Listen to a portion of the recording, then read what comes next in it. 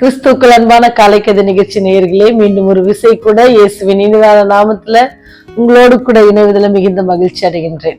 இந்த நாளும் கூட நமக்கு வருகிற செய்தி எங்க இருந்து என்ன அப்படின்னு சொன்னீங்கன்னா, சங்கீதம் 106 அதிகாரம் வசனம் 32. மேரிபாவின் தண்ணீர்களிடத்திலும் அவருக்கு கடும் கோபம் மூட்டினார்கள், அவர்கள் நிமித்தம் மோசேக்கு பொல்லாப்பு வந்தது. கடுங்கோபம் ஏற்படுத்தினாங்க அப்படின்ற வார்த்தை வரும் பொழுது, நம்மை சுற்றிலும் சாத்தான் என்ன செய்வான், நம்ம ரொம்ப தொல்லை பண்ணி நம்ம என்ன செய்வான்னா கோவப்படுத்துவதற்கான காரியங்கள் எல்லாம் செய்வான். அப்படி நம்ம கோவப்படுவோம் அப்படின்னு சொன்னா அது என்ன செய்யும், நம்ம கடைசியில் நமக்கு பெரிய ஆபத்தை அது உண்டாக்கும் அப்படின்னு சொல்லி சங்கீதக்காரன் பாடுகிறார். ஒரு கதை என்ன அப்படின்னு சொன்னா, ஒரு தந்தை என்ன செஞ்சார் அப்படின்னு சொன்னா, ஒரு நாள் திடீர்னு ஈவினிங்ல ஒரு சிகப்பு கார்ல நிக்கிறாரு, புது காரு. அதை பார்த்த உடனே ஆச்சரியமா இருந்துச்சு பிள்ளைகளுக்கும் பையனுக்கும் அவங்க அம்மாவுக்கும். அப்ப அம்மா மனசுல உடனே இமீடியட்டா என்ன ஓடுச்சு அப்படின்னு சொன்னா, இனிமேல் என்ன செய்ய தேவையில்ல, நம்ம ஆட்டோக்காக வெயிட் பண்ண தேவையில்ல, இல்லை ஆட்டோவுக்கு நம்ம புக் பண்ணி காத்திருக்க தேவையில்ல, இல்லைன்னா நம்ம அரசாங்க பேருந்துல போக வேண்டாம், இனியா நமக்கு சொந்தமா ஒரு கார் வாங்கிட்டு வந்திருக்காங்க அப்படின்னு சொல்லி அதுக்குள்ள அவங்க மைண்ட் அப்படி போயிட்டு வந்துருச்சு.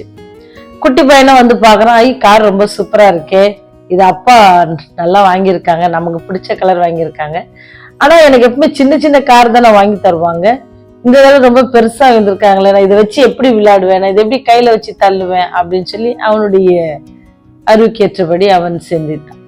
அப்படி சிந்திச்சு எல்லாரும் கணவன் மனைவி எல்லாம் பார்த்து ரொம்ப சந்தோஷப்பட்டு அந்த இரவு போய் படுத்துட்டாங்க. மறுநாள் காலையில் என்ன நடந்துச்சு அப்படின்னு சொன்னா, அந்த சிறுவன் என்ன செஞ்சா, காலையில இருந்துச்சுதோ அவனுக்கு ஞாபகம் எங்கதான் இருந்துச்சு, அந்த கார் மேல ஞாபகம் இருந்துச்சு. ஓடி போறான். என்ன ரொம்ப பெரிய கிளாஸ் படிக்கல, 1வது UKG அந்த மாதிரி படிச்சுட்டு இருக்கிற அந்த பையன் என்ன செஞ்சான் அப்படின்னு சொன்னா, ஒரு கல் எடுத்து அவனுக்கு அவங்க ஸ்கூல்ல சொல்லி கொடுத்த ABCD, அப்புறம் அவன் பேர் எப்படி எழுதணும் எல்லாத்தையும் என்ன செய்யறான், அந்த கார்ல புது கார்ல எழுதிடுறான். அப்பாவுக்கும் தெரியும், அப்பாவும் புது வண்டி வாங்கியிருக்காங்க, நைட்லாம் தூங்கி இருக்க மாட்டாங்க. அவங்களும் என்ன செஞ்சாங்க, எந்திரிச்சு உடனே எங்கதான் வந்தாங்க அப்படின்னு சொன்னா, அந்த கார் எப்படி இருக்குன்னு பார்க்க வந்தாங்க. அதோட பையனோட சத்தம் கேட்டோடனே சரி அவனுக்கு இன்னும் ஒரு ரவுண்ட் கூட்டு போலாம் அப்படின்னு சொல்லி அந்த எண்ணத்தோட அப்பா அங்க வரும் பொழுது, பையன் ஒரு கல்லை வச்சு கார்ல அப்படியே ரொம்ப அசிங்கமா கிறுக்கி வச்சதை பார்த்து தந்தைக்கு கோபம் அடக்க முடியல. அப்படி கோபம் அடக்க முடியாத பட்சத்துல என்னச்சு, அங்க இருக்கிற ஒரு இது எடுத்து குழந்தை கையில நல்லா அடிச்சிட்டாரு. அப்படியே சத்தம் கேட்ட உடனே தாய் ஓடி வர்றாங்க. ஓடி வந்துட்டு அப்புறம் மருத்துவமனைக்கு கூட்டு போறாங்க. நீங்க நம்ப மாட்டீங்க, மருத்துவமனைக்கு கூட்டு போன பிறகு என்ன ஆச்சு அப்படின்னு சொன்னா, குழந்தையுடைய விரல்ல ஒரு விரல் என்ன செய்ய முடியல, சரி செய்ய முடியல. சில விரல்களை சரி செய்தாலும் கூட அந்த ஒரு விரலை அவங்களால சரி செய்ய முடியாம அந்த விரலையே என்ன செய்ய பாடுச்சா, எடுக்க நேர்ந்தது. சரிங்களா? உங்களுடைய கோபம் என்னுடைய கோபமும் எப்படி இருக்கும் அப்படின்னு சொன்னா, அது எப்படி சாத்தான் மாற்றி விடுவோம் அப்படின்னு சொன்னா, ஆரம்பத்துல சின்ன கோபமா தான் இருக்கும், ஆனா அது ஆரம்பத்துல இருந்த மாதிரி இல்லாதபடி என்ன செய்வான், பெரிய சேதத்தை நமக்கு உண்டாக்கிடும். அப்ப நம்ம கோவப்படுறத ரொம்ப நிதானத்தோட, எதற்காக நம்ம கோவப்படுறோம், இந்த கோவப்படுறதுனால எதையும் சாதிக்க முடியுமா அப்படின்னு சொல்லி நம்ம யோசித்து பார்க்கணும். இந்த தந்தைக்கு மருத்துவமனையில இருக்கும் பொழுது அது சிறுவன் தந்தையை பார்த்து கேட்டானா, அப்பா இந்த விரல் எப்போ வளரும் அப்படின்னு சொல்லி. எவ்வளவு மனசு கஷ்டமா இருந்திருக்கும். அப்பா கொஞ்ச நேரம் யோசித்து இருந்திருக்கலாம் இல்லைங்களா, பெயிண்ட் திருப்பி வாங்கி அடிச்சிடலாம் இல்ல, ஆனா போன விரல் என்ன பண்ண முடியாது. அப்ப நம்ம செய்கிற காரியங்கள் எதற்காக நம்ம கோவப்படுறோம் அப்படின்னு சொல்லி நம்ம கோவத்தை ஏன் சொன்னா, வேதாமத்துல அப்படிதான் நமக்கு மோசைக்கு யாரால, மேரிபாவன் தண்ணீர் அண்டையில அந்த மக்கள் அவங்க தொல்லை பண்ணதுனால என்ன செஞ்சது, அவருக்கு கடும் கோபம் வந்துச்சு. அதுவே என்ன செஞ்சு அவருக்கு பொல்லாப்பா மாறிடுச்சு. அதனால அவர் என்ன செய்ய முடியல, கானான் தேசத்தை போய் சேர முடியாம போயிட்டாங்க. ஆனால் நீங்களும் நானும் இந்த உலகத்துல வாழ்ந்து கொண்டிருக்கும் போது நம்முடைய கோபம் எப்படிப்பட்டதாக இருக்கிறது. அவசரப்பட்டு சில காரியங்களை நம்ம செஞ்சிடறோம். கொஞ்சம் யோசித்து பார்த்தோம் அப்படின்னு சொன்னா, நான் கூட சில நேரத்துல கோவப்பட்டு அப்புறம் யோசிப்பேன், இது படாம இருந்திருக்கலாமோ அப்படின்னு சொல்லி. சில வேளையில நம்ம பொறுமையா இருப்போம் அப்படின்னு சொன்னா அதற்கான பலனை நம்ம பெற்றுக்கொள்வோம். கோவப்படுவோம் அப்படின்னு சொன்னா சில பெரிய காரியங்களை நம்ம இழக்க நேரிடும். இப்போ இன்னைக்கு இருக்கிற வாக்கு தத்துவம் என்ன சொன்னா, ஆண்டவர் நமக்கு சொல்லுகிற வார்த்தை என்ன செய்யுங்க, பொறுமையாக இருங்க, கோபத்தனை செய்யுங்க.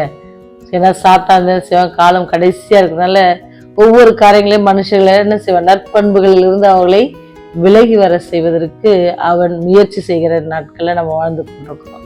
அப்படின்னு சொன்னா நீங்களும் நானும் என்ன செய்யணும் அப்படின்னு சொன்னா பொறுமையாக இருக்க கற்றுக்கொள்ளணும். ஏன்னு சொன்னா ஆண்டவர் பார்த்தீங்கன்னு சொன்னா அடிக்கப்படுகிற ஆட்டுக்குட்டியை போல இருந்தாராம். வாயை திறக்காத நின்றுட்டு இருந்தாரு. ஏன்னா அவர் மேல என்னது இல்லாத குற்றங்கள் எல்லாத்தையும் அவங்க சொல்லும் பொழுது கூட என்ன செஞ்சாலும் ரொம்ப பொறுமையா இருந்தாரு. அவர் பொறுமையா இருந்ததுனாலதான் அவரால் என்ன செய்ய முடிஞ்சிச்சு அப்படின்னு சொன்னா அந்த சிலுவையை வெற்றி சிறக்க முடிஞ்சிச்சு. அவர் மரித்தார், ஆனாலும் சதா காலங்களிலும் உயிரோடு இருக்கிறார். நீங்கள் நானும் அப்பேற்பட்ட ஒரு பொறுமையான குணம் நம்மோடு இருக்கோம் அப்படின்னு சொன்னா நாமளும் என்ன செய்யலாமா, ஆண்டுடைய வருகையில அவர் வரும்பொழுது அவர் அழைத்து செல்கிற கூட்டத்துல நீங்களும் நானும் பங்கு பெறுவதற்கு அது பெரும் துணையாக இருக்கும். ஒருவேளை நம்ம கோபம் கொண்டு காரியங்களை துரிதமாக செய்வோம்னு சொன்னா அதனுடைய இழப்பு வந்து என்ன செய்யுதுன்னா அதிகமாக இருக்கும். பொறுமையா இருங்க.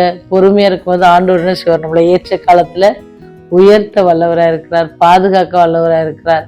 நிரந்தரமற்ற பொருட்கள்லாம் நம்ம என்ன செஞ்சிடக்கூடாது, நம்முடைய கோபத்தை அதிகமாக காட்டி அதன் நிமித்தம் எதுவுமே நிரந்தரம் கிடையாது. இந்த உலகத்துல ஆண்டவர் வரப்போகிற ஒரு ராஜ்யம், அந்த ராஜ்யத்துக்கு போவோம் அப்படின்ற அந்த வாஞ்சை நம்ம இருப்போம் அப்படின்னு சொன்னா இந்த நாள் நமக்கு ரொம்ப இனிமையான நாளாக இருக்க தேவன் நமக்கு உதவி செய்வார். ஜெபம் செய்வோம். வானாதி வானங்களில் வீற்றிருந்து பூமியின் மனுமக்களை கண்ணோக்கி பார்க்கிறதான பரலோக தந்தை, இந்த நாளிலும் கூட ஆண்டவரே நீர் கற்றுக் கொடுத்த இந்த பாடத்திற்காக நன்றி சொல்லுகிறோம் சாமி. நாங்கள் கோபப்பட்டு ஆண்டவரே பெரிய காரியங்களை எழுந்து விடாதபடிக்கு சாமி, அந்த பரலோக ராஜ்யத்தை நாங்கள் எழுந்து விடாதபடிக்கு ஆண்டவரே இந்த வாழ்கிற நாட்களிலே பொறுமையோடு காரியங்களை செய்யவும் சமாதானத்தோடு இருக்கவும் நீங்களுக்கு கிருபை செய்யுங்க. குற்றம் குறைகள் பாவங்கள் மீறுதல் எல்லாவற்றையும் நீங்க மன்னித்தள்ளுங்க சாமி. ஒரு விசை கூட ஆண்டவரே இந்த காணொலி நிகழ்ச்சியை பார்க்கிற ஒவ்வொரு பிள்ளைகளுக்காக ஜெபிக்கிறோம் தகப்பனே. ஆண்டவரே செய்திகளை கேட்கிறது மாத்திரம் இல்லாமல் தன்னுடைய நண்பர்களுக்கும் அதை ஆண்டவரே ஃபார்வர்ட் செய்து கொண்டிருக்கிறாங்க சாமி. அதற்காக நன்றி செலுத்துகிறோம். ஒவ்வொரு பிள்ளைகளின் ஊழியங்களை நீங்க ஆசீர்வதிங்க, அவருடைய தேவைகளை சந்தித்தருளுங்க.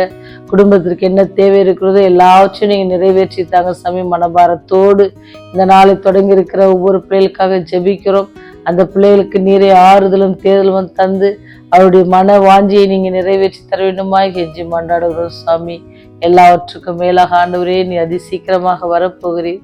நாங்கள் உண்மை போல மாறுவதற்கான நல்ல குணாதிசயங்களை பெற்றுக்கொள்ள எங்களுக்கு உதவி செய்யுங்க. அதுக்கு தடையா இருக்கிற எல்லா காரியத்தையும் எங்களிருந்து அப்புறப்படுத்தி உடைய ராஜ்யம் வரும்போது எங்களை நினைத்தள்ள வேண்டுமாய் இயேசுவின் வழியாய் ஜெபிக்கிறோம் ஜீவனுள்ள பரலோக பிதாவே. ஆமேன், ஆமேன்.